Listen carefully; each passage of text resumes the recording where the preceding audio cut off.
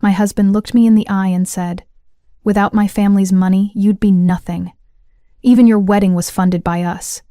He thought demanding dowry made him powerful. What he didn't know was that I'd been recording every word, building a case that would destroy not just him, but his entire family's reputation and livelihood. By the time I was done, the man who called me worthless was begging on the streets, and his family's name became a cautionary tale whispered throughout our entire community. If you've ever been underestimated by people who thought they owned you, hit that subscribe button right now. Like this video if you believe in serving justice to those who abuse their power, because this dowry revenge story will show you exactly what happens when greed meets a woman who refuses to be broken. Trust me, the ending will leave you speechless. My name is Priya Mehta, and I grew up in a middle-class family in Mumbai where education was considered a woman's greatest asset. My father worked double shifts at a textile factory to pay for my engineering degree, and my mother always told me, "Your knowledge is your strength, beta. No one can take that away from you." I believed her completely, until I got married and learned that some people will try to take everything from you, including your dignity. When I was 26, my parents arranged for me to meet Arjun Gupta, a software engineer from what everyone called a good family. He was well educated, had a stable job at a tech company, and seemed respectful during our initial meetings. His parents appeared warm and progressive, praising my computer science degree and my job at a financial services firm.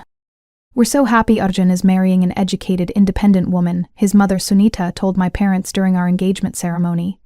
"These days, a woman's career is just as important as her husband's."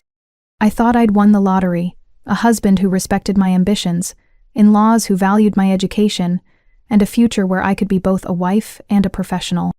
But 3 months before our wedding, the mask began to slip. It started with small comments during wedding planning meetings. "Of course, Priya will contribute to the household expenses once she moves in," Arjun's father Mohan mentioned casually. "After all, she has such a good salary." Then came the requests. Sunita pulled my mother aside one afternoon and mentioned, almost offhandedly, that a wedding gift of 50,000 rupees in cash and a new Maruti Suzuki would ensure a smooth start to the marriage. When my parents hesitated, 50,000 rupees was nearly 2 years' salary for my father. Arjun pulled me aside at a family dinner. "It's tradition, Priya," he said, his voice cold in a way I'd never heard before. "Don't embarrass me in front of my family. Your parents can afford it if they really want this marriage to work." I felt my stomach drop. Tradition? This wasn't tradition. It was extortion wrapped in cultural guilt. But my parents, though heartbroken at the financial burden, began discussing selling a small piece of land my grandfather had left us in our village. That night, lying in my bed, I realized something that chilled me to the bone. If I married into this family, my life would become an endless series of demands, each one justified by tradition and backed by emotional manipulation. So I made a decision that would change everything. I would play along, but I would also prepare for war. The wedding went ahead as planned. My parents sold the land, handed over the cash, and bought the car. I smiled, touched my new in-laws' feet for blessings, and let everyone think they had won. But I had already started documenting everything. Every conversation, every demand, every subtle threat was being recorded on the small device I kept hidden in my dupatta. I opened a separate bank account that only I knew about and began transferring small amounts from my salary each month. Most importantly, I started building relationships with people in Arjun's professional network, not as his wife, but as Priya Mehta, the computer engineer who could solve complex problems and had her own career credentials. 2 months into our marriage, the real exploitation began. "Priya," Mohan announced one evening after dinner, "we've decided that your salary should go into our family account. I'll manage all the household finances from now on. It's more efficient this way." When I hesitated, Sunita jumped in with practiced efficiency. "Beta, you're part of our family now. We all contribute to the common good. Besides, you don't have experience managing money like Papaji does." Arjun, my supposed partner and protector, nodded approvingly. "It makes sense, Priya. This way we can save more for our future." Future. As if I had any say in what that future would look like. But I agreed, opening a joint account that Mohan controlled completely.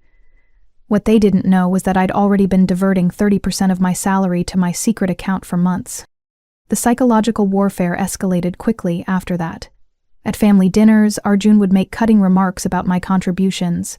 Priya's family barely managed to scrape together her dowry, Good thing we're generous enough to take care of her now. His cousins would laugh, and I would smile politely while my recording device captured every word. Sunita developed a talent for backhanded compliments. Priya cooks well enough, but of course she's still learning our family recipes. Her mother didn't teach her properly. When relatives visited, Mohan would introduce me as Arjun's wife, the one whose family gave us such a beautiful car. Never by my name, never by my achievements, always as an object whose family had paid the proper price. But the breaking point came 6 months after our wedding, during a family meeting that I wasn't invited to attend, but could hear perfectly from the kitchen, where I was expected to prepare tea. "We need another 20,000 for Arjun's promotion expenses," Mohan was saying. "Some gifts for his manager, a celebration dinner for the team. Priya's parents should provide it. After all, they're lucky we married her. She's not exactly a catch without her job." Arjun's laughter cut through me like a knife. "You're right, Papa. She should be grateful. Without our family status, she'd be nothing." That night, as I lay next to my husband, listening to him snore contentedly, I felt something crystallize inside me. Not anger. Anger was too hot, too unfocused. This was something colder, more precise. They wanted to treat me like a commodity they'd purchased. Fine. It was time to show them exactly what this commodity was capable of. My revenge wasn't impulsive, it was surgical. First, I reached out to Arjun's biggest client at his software company. I'd met him at a company function where he'd been impressed by my technical knowledge. As a fellow engineer, I asked him for coffee to discuss some concerns about project management practices I'd observed. Over coffee, I casually mentioned how Arjun had been bragging about diverting project funds to a family investment account using the exact quotes I'd recorded of him discussing how he skimmed money from his expense reports to contribute to his father's dowry collection fund. "I thought you should know," I told the client, "since integrity is so important in our field." The client's face went pale. Within a week, they'd launched an internal audit. Within 2 weeks, Arjun was fired for financial irregularities. But I was just getting started.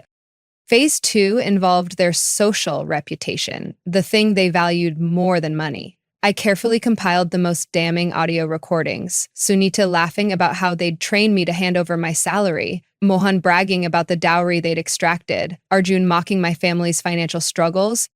I created anonymous packages and sent them to everyone in their social circle.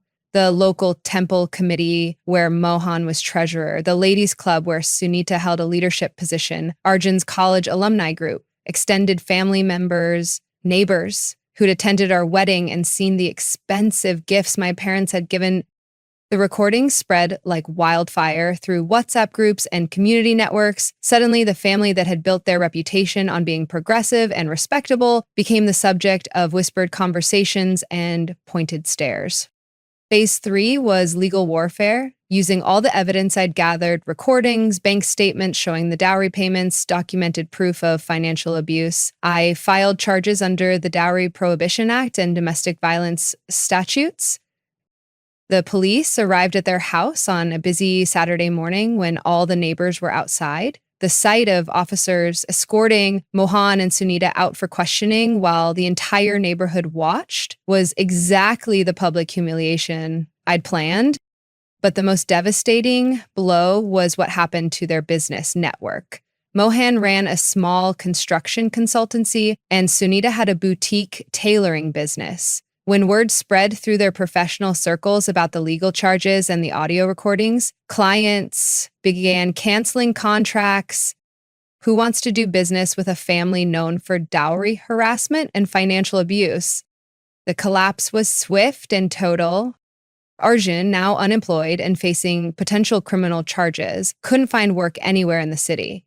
The tech industry is smaller than people think, and word travels fast about financial misconduct. Every job interview ended the same way, a polite rejection after background checks revealed the scandal. Mohan's construction business died within 3 months. No one wanted to hire a contractor whose family was in the news for dowry demands. His reputation for financial irregularities made him untouchable in an industry built on trust. Sunita's boutique closed when her wealthy clients, the same women who'd attended our wedding and seen the expensive gifts, quietly took their business elsewhere. No one wanted to be associated with someone who'd built her lifestyle on exploiting her daughter-in-law. The family that had once lived comfortably in a 3-bedroom apartment had to sell their car, ironically the same car my parents had been forced to buy as dowry, just to pay their legal fees. But the sweetest revenge wasn't financial, it was social. At community gatherings, other families would point to the Guptas as a cautionary tale. Don't be like them, mothers would tell their sons. See how greed destroyed their reputation. The final blow came when the court case concluded. Not only did I win compensation for emotional and financial damages, but the judge's remarks were scathing and public record. The defendants treated the complainant as a commodity to be purchased and exploited, he said. Their actions represent the worst aspects of dowry culture and financial abuse within marriage. I filed for divorce and walked away with more money than my parents had ever seen in their lives. Compensation for emotional damages, return of the dowry payments, and legal fees paid by the defendants. But more important than the money was the message I'd sent. Within months, my story had spread throughout our community and beyond. I became the woman who'd fought back, who'd proven that demanding dowry wasn't just morally wrong, it could destroy your entire life. Other women started reaching out to me. Daughters-in-law who were facing similar treatment, young women whose families were being pressured for dowry payments, mothers who wanted to protect their daughters from families like the Guptas. I moved into my own apartment, continued advancing in my career, and never looked back. Arjun thought demanding dowry would give him power over me. Instead, it gave me the motivation to destroy everything he and his family had built. They learned that some people, when pushed too far, don't just push back, they annihilate. The last I heard, Arjun was working as a delivery driver in another city, still unable to find work in his field. His parents had moved back to their village. Their dreams of urban success shattered forever. If this story inspired you, smash that like button and subscribe for more stories about people who refused to be victims. Tell me in the comments, have you ever had to fight back against people who thought they owned you? What was your turning point? Your stories help others find the courage to stand up for themselves, and I read every single comment.